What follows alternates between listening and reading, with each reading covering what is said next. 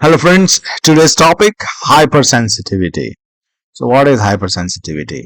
It is an undesirable, injurious consequences in the sensitized host following contact with specific antigen. Okay, this is a definition. Let us understand it first easily. So the purpose of immune response or immune system is to eliminate foreign antigens that have entered into the host. And most of the time, the immune response leads to a very subtle or localized inflammatory response, which will just remove the antigen without damaging the host tissues. But sometimes this host response becomes abnormal, and this leads to exaggerated immune inflammatory response, which along with antigen also destroys the host tissues, and this can result into damage to those host tissues or death of those host tissues, and such responses are known as hypersensitivity reactions. So now let us again read the definition, and now it will make sense. So it is an undesirable response. Do you agree? Yes, we do not desire this, that we should damage our own host tissues. So it is an undesirable response having injurious consequences. So yes, it will injure the host tissues, and where these undesirable injurious consequences will happen in the sensitized host. That means the host which has been exposed with antigen. So that is your hypersensitivity. So there are many types to it. Let us first get an overview of it, and then we will dive into each hypersensitivity and their mechanism and their examples and other details one by one. So let's start.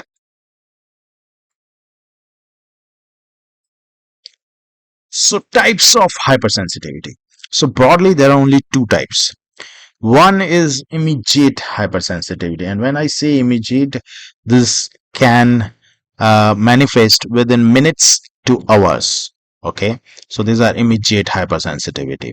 Then there are delayed hypersensitivity, which will take hours to days. And immediate hypersensitivity, they are humoral hypersensitivity. That means they are usually antibody mediated, while delayed is cell mediated hypersensitivity. Okay, having said that, immediate hypersensitivity is easy to desensitize. Okay, they're easy to treat, but that treatment will not last long. It will recur. Okay, delayed is difficult to treat. The desensitization is difficult, but once achieved, you have a long lasting treatment. Yeah, the person will be free from hypersensitivity. So let us understand the total number of hypersensitivities we have here, and then we will dive into each. So type 1 hypersensitivity. So type 1, 2 and 3, just for your knowledge, they are immediate hypersensitivity. So obviously you have to write that they are immediate hypersensitivity, they are humoral hypersensitivity, and because it is immediate, it will happen within 2 to 30 minutes. It is the fastest hypersensitivity manifestation. uh, the antigen's nature which induce this, or allergen nature which induce this, is usually soluble antigen. The main antibody, the main hero here which plays the role is IgE. So IgE mediated hypersensitivity, and the main effector mechanism by which all the manifestation will happen is degranulation of a mast cell. If we remember these key points, then it will be very easy when we learn each and every hypersensitivity in detail. So if at present, if it does not make any sense, just don't get frightened. We are going to take each and every hypersensitivity in next sessions. So just we are taking an overview right now, so just go with the flow. Okay, type 2 is again immediate and humoral hypersensitivity. So it will manifest within 5 to 8 hours, and here the antigen is not soluble, it is not free, it is always bound to any host cell. So it is host cell surface bound antigen. And here the main antibody which plays a role is IgG. Up to certain extent, IgM can also induce this hypersensitivity. The main mechanism which manifest this hypersensitivity is ADCC, that is antibody dependent cell mediated cytotoxicity. So though it is a cell mediated cytotoxicity, it requires antibody. That's why it is placed in type 2. And second, complement mediated cytolysis. So these are the two main mechanisms of type 2 hypersensitivity. Type 3 hypersensitivity, again here the antigen is free, it is soluble, but to induce this hypersensitivity, only antibody will not be sufficient. You require antigen to combine with this antibody. So only antigen antibody complex can manifest this hypersensitivity. That's why it is known as immune complex mediated hypersensitivity. And the main mechanism here is complement mediated inflammation and responses. And because it is immediate, it manifests within 2 to 8 hours, just like type 2. Coming to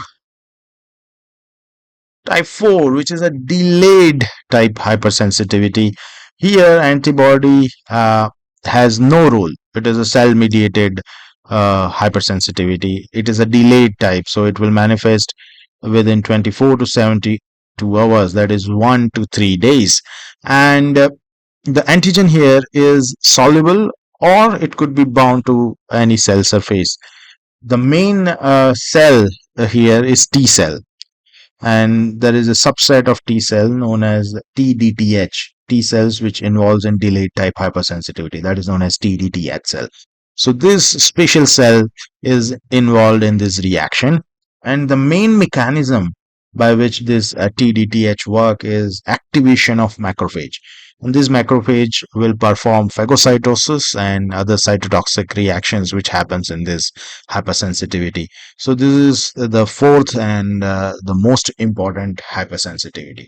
So in most of the book, only these four hypersensitivity are given, and this is known as Gell and Coombs classification, which classify hypersensitivity into these four types.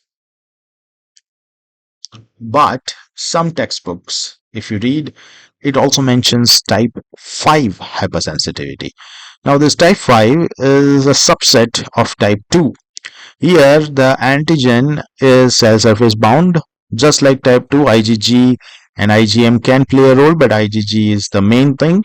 But here, the cell to which this antigen is attached is not destroyed. Its function is altered. And what is the function which is altered? Its function is exaggerated.